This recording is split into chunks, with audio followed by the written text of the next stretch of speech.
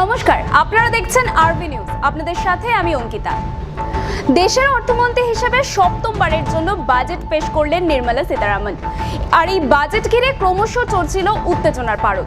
বিশেষ করে যেভাবে সমস্ত জিনিসের দাম বাড়ছে, সেখানে মোদী সরকারের এই বাজেট ঘিরে দেশের মানুষের প্রত্যাশা বাড়তে থাকে। সে কথা মাথায় রেখেই কার্যত জনমোহিনী বাজেট পেশ করলেন নির্মলা সীতারামন। চলুন দেখে নিই দেশের যুবাদের নিয়ে কি ভাবছে মোদী সরকার। বৃহৎ সংস্থায় দেশের যুবদের ইন্টার্নশিপের সুযোগ থাকছে।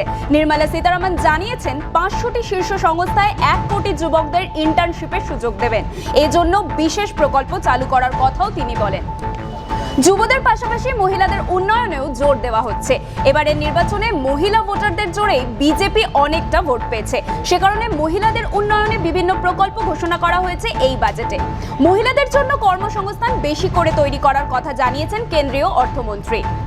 বাজেট অধিবেশন শুরুর আগে যতটা চওড়া হাসি দেখা গিয়েছিল দালাল স্ট্রিটে, বাজেট পেশের পরে সেই চওড়া হাসি মিলিয়ে গেল। হুহু করে ধস নামলো শেয়ার বাজারে। একের পর এক কোম্পানির শেয়ার দর পড়তে শুরু করেছে।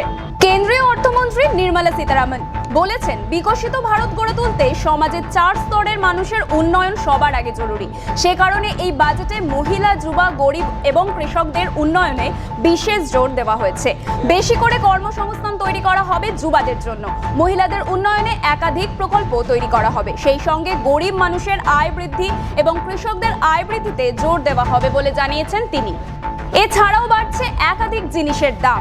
এই অবস্থায় একাধিক প্রত্যাশা ছিল এই বাজেটকে ঘিরে এবং একাধিক ছাড়ের কথাও বলা হলো। জোর দেওয়া হলো কর্মসংস্থানে। পাশাপাশি দেশের কৃষি ব্যবস্থাতেও আমূল পরিবর্তনের দিশা দেখানো হলো, যা কিছুটা হলেও দেশের মানুষকে স্বস্তি দেবে বলে মনে করা হচ্ছে। মধ্যবিত্তদের স্বস্তি দিয়ে কমেছে সোনার দাম। বাজেটে কর্মসংস্থান তৈরিতে জোর।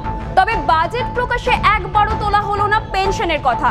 এ নিয়ে হতাশ অবসরপ্রাপ্ত সরকারি কর্মচারী। আরও তথ্য জানতে নজর রাখুন আরবি নিউজে।